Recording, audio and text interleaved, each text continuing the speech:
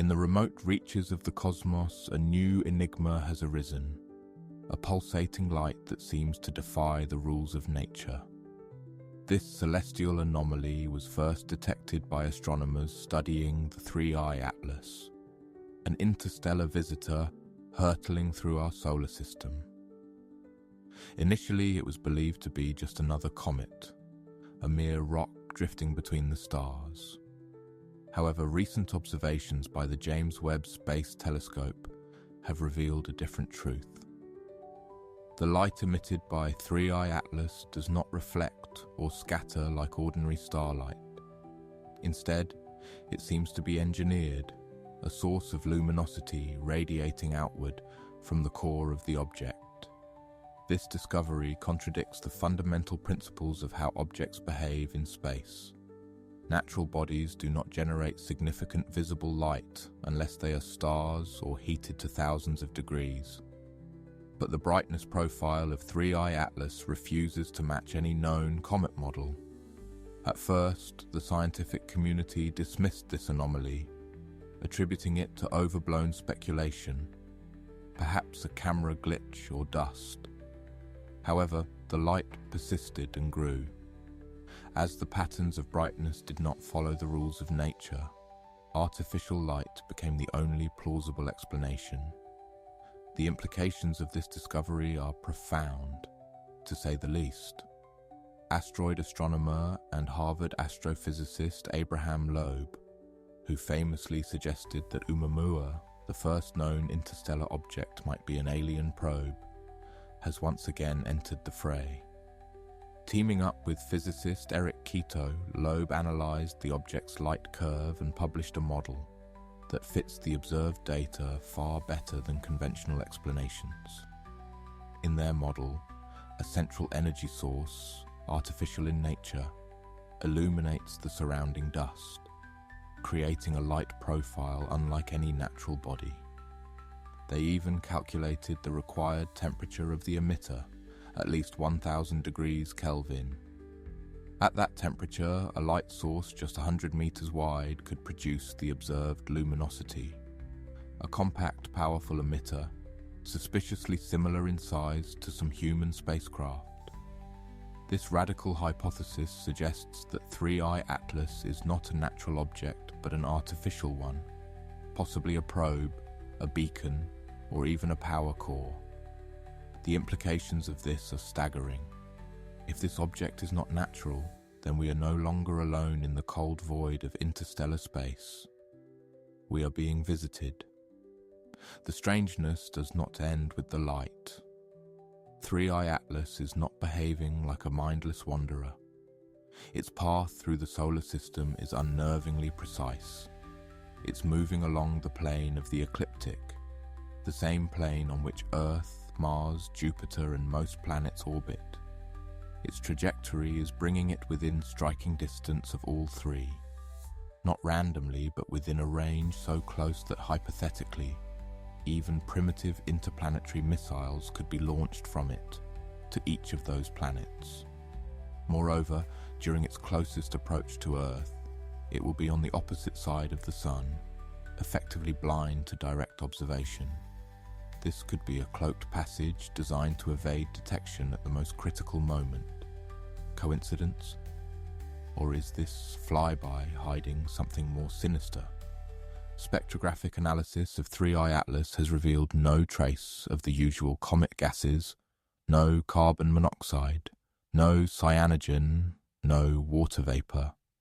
Nothing that would account for volatile outgassing or dust jets. That leaves one radical possibility. The object isn't reflecting light, it's creating it. The energy required for such a light source is immense, roughly 10 gigawatts, the output of 10 nuclear power plants combined. An absurd, almost unthinkable figure unless this object is something entirely different, something engineered. However, even this explanation cannot account for the observed intensity and spectral signature. So, the scientific community is forced to confront an explanation they weren't ready for: an artificial origin.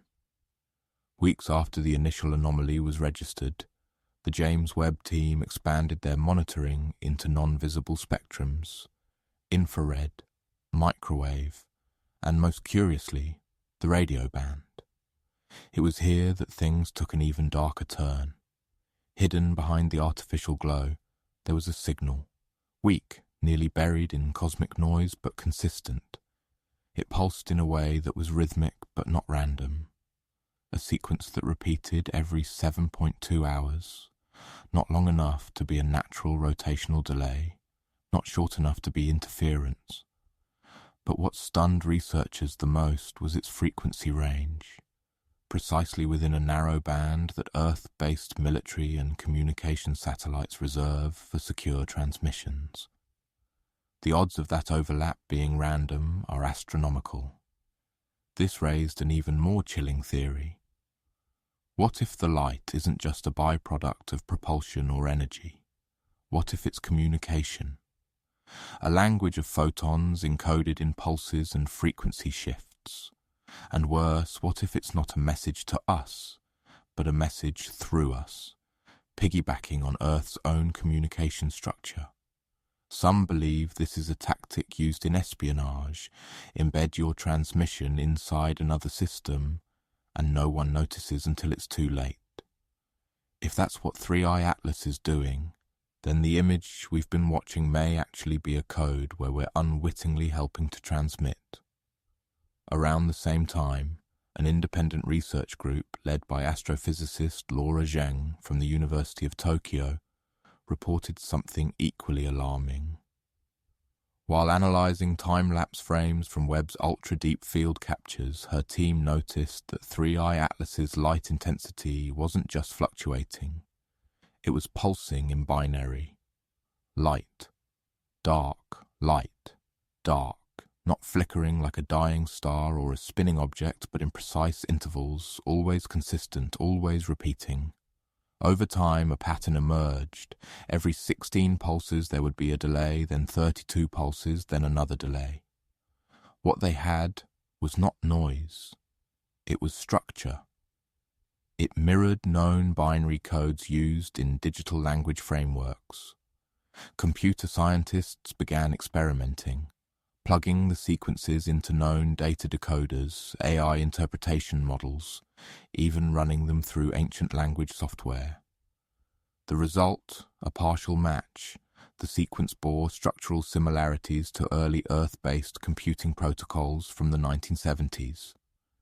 This shouldn't be possible, but it sparked a terrifying idea that the intelligence behind 3i Atlas might be tailoring its signals to match our primitive digital language.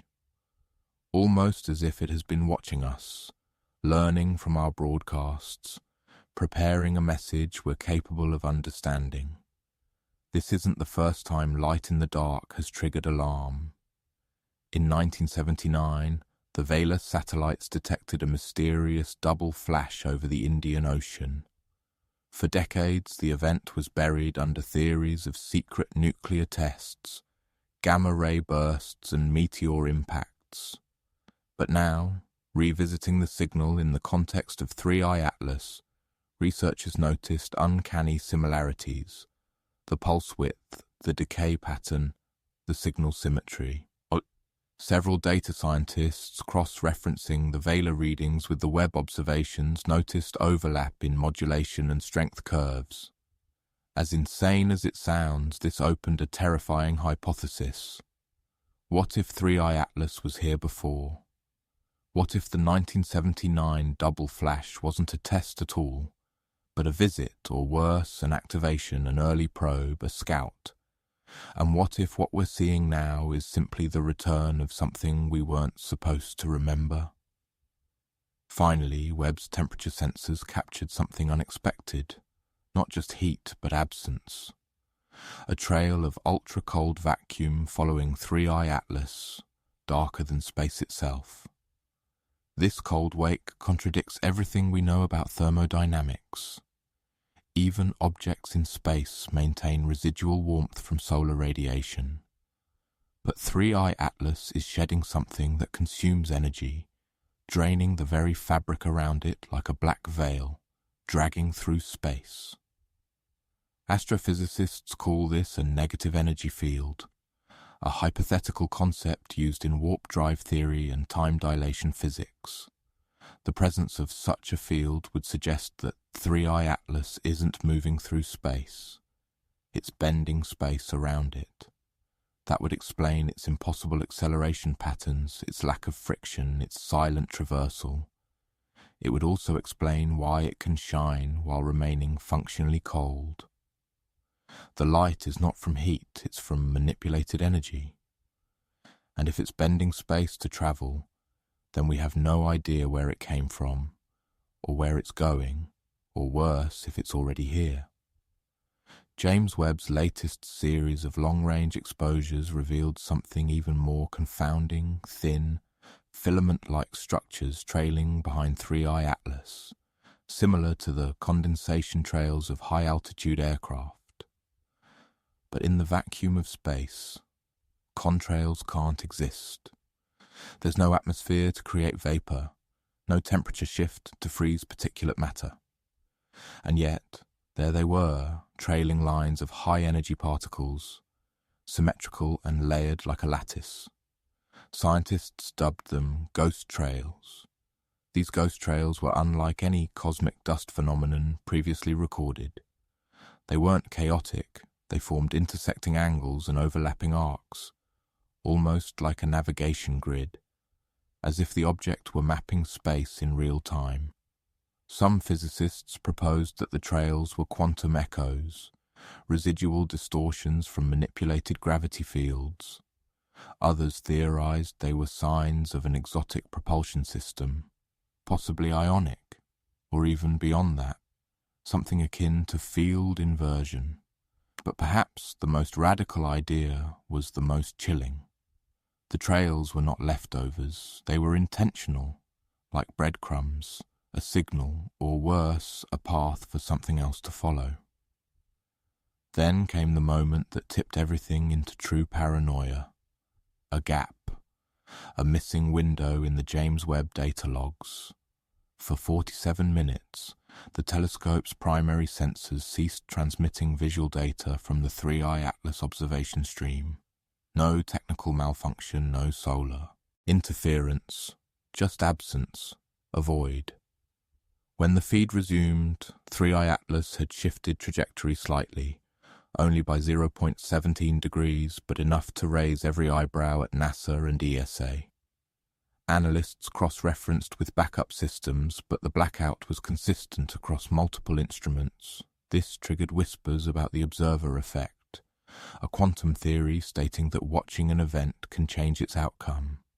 Some even dared to say the object had responded to being watched, changed course, hidden, as if it knew we were looking. A chilling theory emerged. What if 3I Atlas isn't just passing through our system? What if it's testing our surveillance capability? Later, during what should have been a standard stellar occultation, when a celestial body passes in front of a star, astronomers noticed something disturbing. As 3I Atlas moved across the line of sight to a distant star, the star's light didn't dim smoothly. Instead, it flickered, not in a natural fade, but in structured on-off intervals. The brightness dipped in exact sequences, 3 pulses, pause, 5 pulses, pause, 3 again, 3 to 5 to 3, over and over.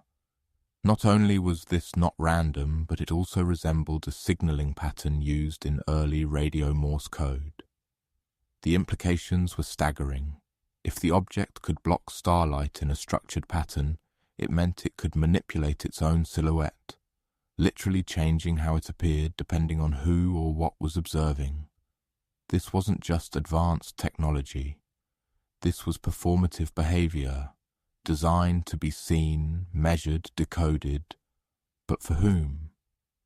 As the object moved past its perihelion, its closest approach to the sun, Webb detected an unsettling transformation.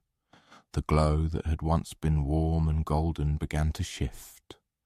Cooler, bluer, sharper, it began to radiate not as a fuzzy cloud but as a focused beam, not unlike a lighthouse slicing through mist. the energy profile inverted, producing more shortwave frequencies than ever before. The conclusion? The object was adjusting its emission spectrum. But why? One theory stands out. Earth's atmosphere is most transparent to specific bands of electromagnetic radiation, optical, infrared, and certain microwave windows. It's possible the object was tuning itself to become more visible, but not just to humans, to machines, to sensors, to surveillance systems, or perhaps to respond to something we already sent into space. Voyager, Pioneer, New Horizons all carry messages, golden disks, binary pulses, maps to Earth. What if 3i Atlas wasn't randomly passing through? What if it was answering? As the scientific community delved deeper into the light anomalies of 3i Atlas, something strange happened. Public access to the James Webb live feed data was restricted. Without prior announcement, entire archives of images taken during the object's closest approach to Earth were quietly redacted.